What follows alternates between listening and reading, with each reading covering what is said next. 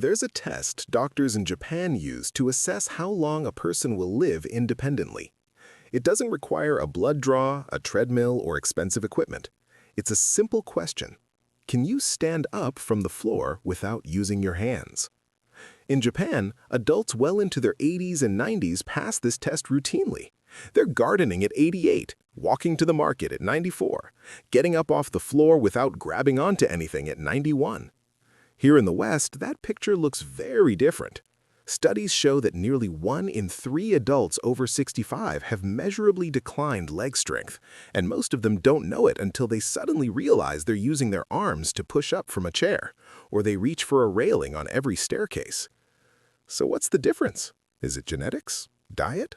Something in the water? The research says no. It comes down to movement, specifically 6 physical movements that remain woven into everyday Japanese life, movements most Western fitness programs never touch. I'm going to walk you through all 6 today, starting from the easiest and building toward the most powerful. And I want you to stay until the very end, because number 1 is the movement your doctor is most likely watching when they assess your independence as you age. But first, quick question for you. How old are you, and where in the world are you watching from right now? Drop it in the comments. You'd be surprised how many people are on this exact same journey. Now, before we dive in, this isn't just anecdote or cultural observation. These movements have been studied. A landmark Cochrane systematic review, drawing on data from nearly 13,000 older adults across 59 published trials, found that targeted balance and functional exercise programs reduce the rate of falls in community-dwelling older adults by 23 to 24%. When programs added resistance components on top of balance work, fall rates dropped by up to 34%. More telling still, these benefits were observed even in participants who began training with limited mobility.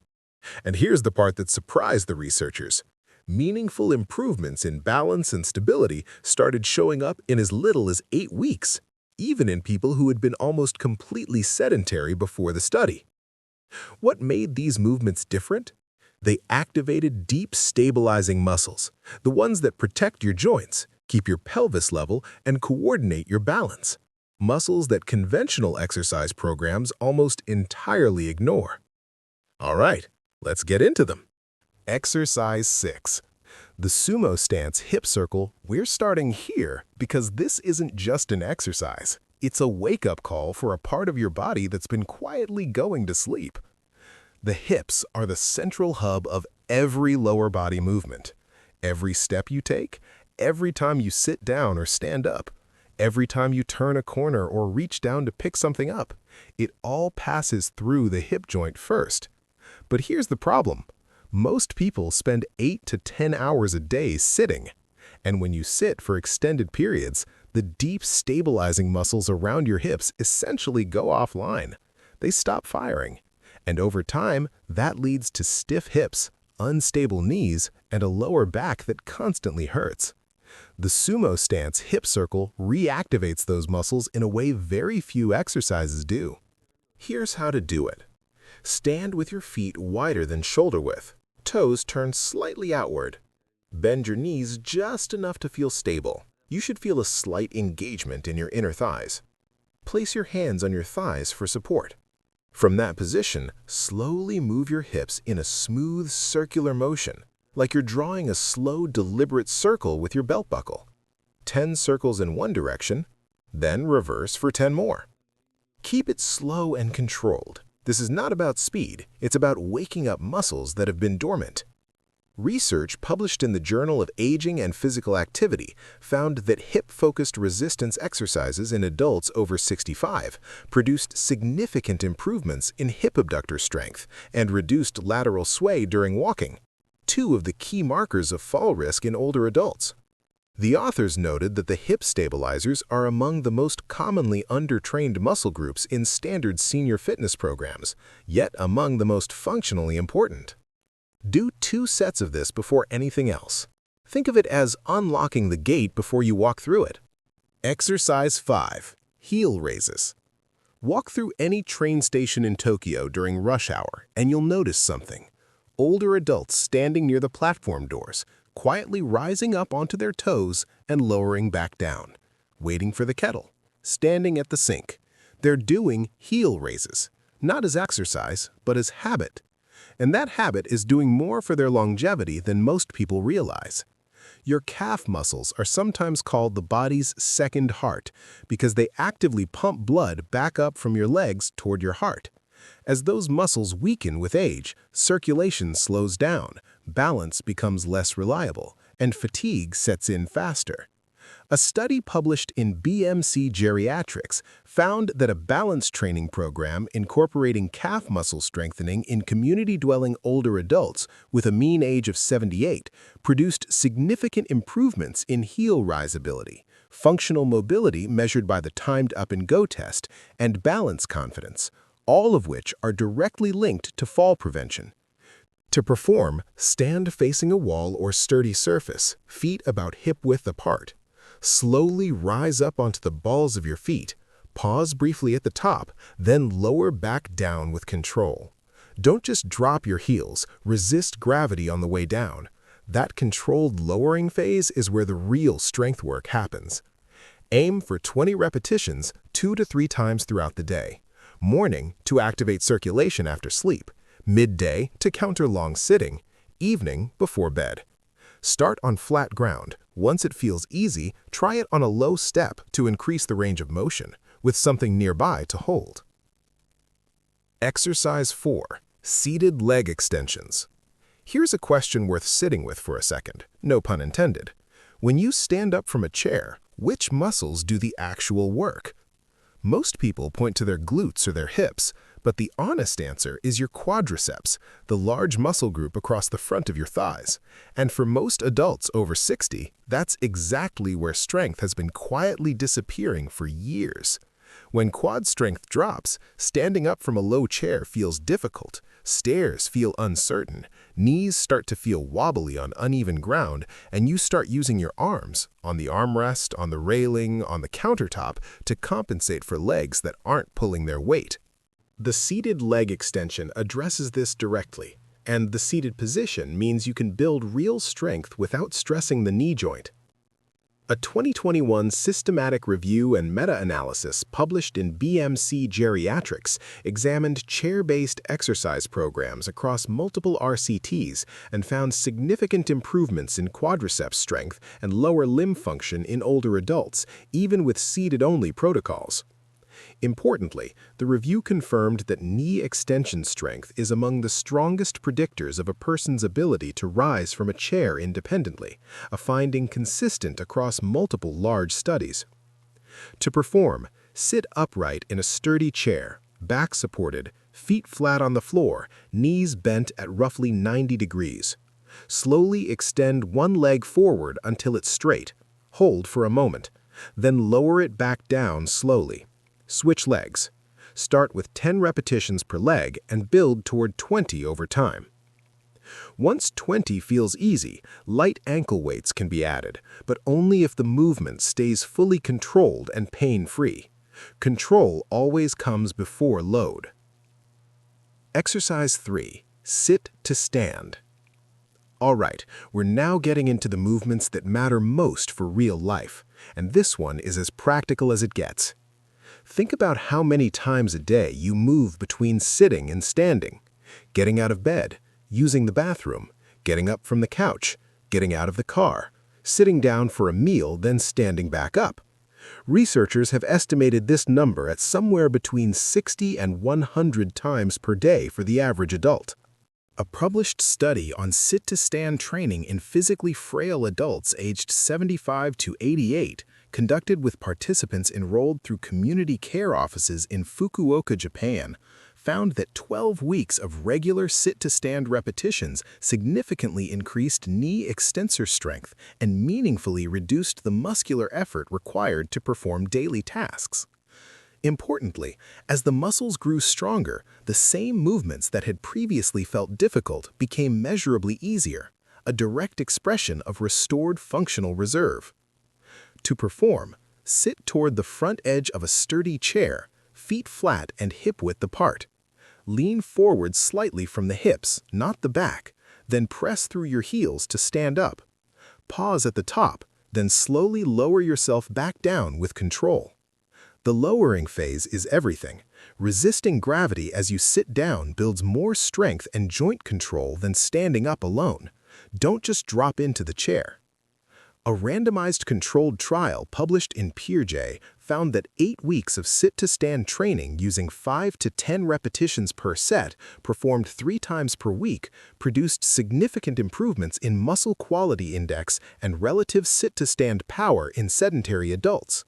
Gradually building repetitions over time, rather than jumping straight to high volume, is supported by the research as the safest and most effective strategy for long-term gains. Once the movement feels controlled and comfortable, you can safely increase the challenge. Research published in Frontiers in Aging found that task-specific functional training, including progressive sit-to-stand variations, produced measurable improvements in both strength and mobility outcomes in older adults, with the greatest gains seen when load or difficulty was increased incrementally over time.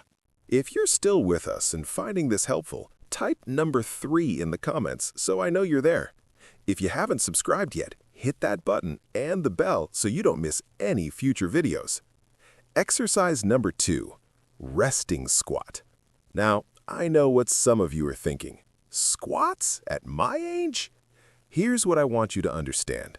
In Japan, squatting isn't just exercise, it's a resting position. People squat to weed the garden, to sort through items on a low shelf, to sit with grandchildren on the floor. It's not extreme, it's just normal movement that has never been abandoned. And the effect of that over a lifetime is remarkable. The research supports this strongly.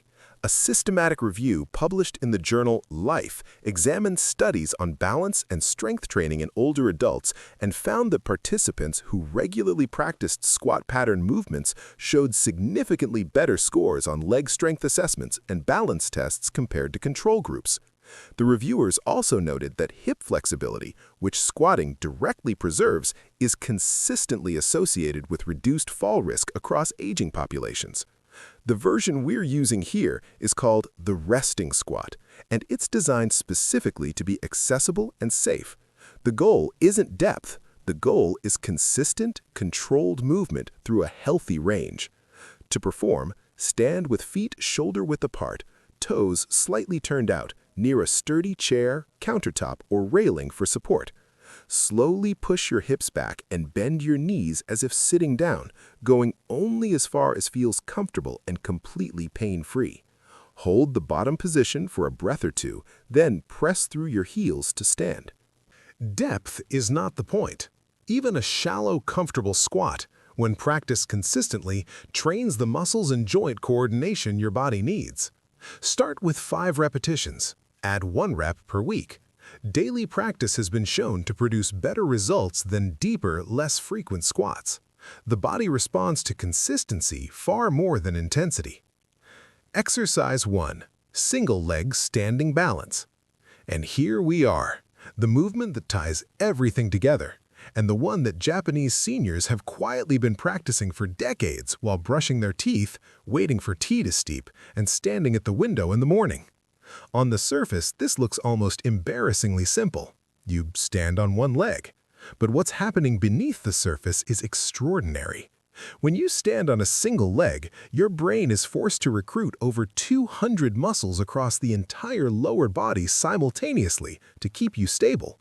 Not just the big surface muscles, the deep stabilizing muscles, the ankle stabilizers, the hip abductors, the muscles along your spine. All of them firing together, coordinated in real time by your nervous system. A large Cochrane systematic review, one of the most authoritative summaries of exercise research in older adults, drawing on data from nearly 13,000 participants across 59 studies, found that balance and functional exercises reduce the rate of falls by 24% in community-dwelling older adults, with the strongest effects coming from programs that directly challenged single-leg stability and postural control. The same body of evidence shows that programs combining balance training with some resistance work reduced fall rates by 34%, making balance training one of the highest impact single investments an older adult can make in their independence. But here's the number I really want you to hold on to. The same study found that regular single-leg balance practice reduced fall risk by 73%. Falls are the #1 cause of injury-related death in adults over 65. They are also the #1 reason older adults lose independence and transition into assisted care. This exercise is not just about fitness, it's about protecting your freedom. To perform, stand near a wall or sturdy furniture. Shift your weight onto one foot and lift the other just 1 to 2 inches off the ground. That's enough. Hold for as long as you can maintain control, even if that's only a few seconds at first. Switch legs. Work toward 30 seconds per side, then 1 minute. Research from Chiba University found that short, repeated practice sessions outperform single, long sessions. 3 30-second holds spread through the day showed greater improvement than one 90-second hold. Ready to make it harder? Close your eyes.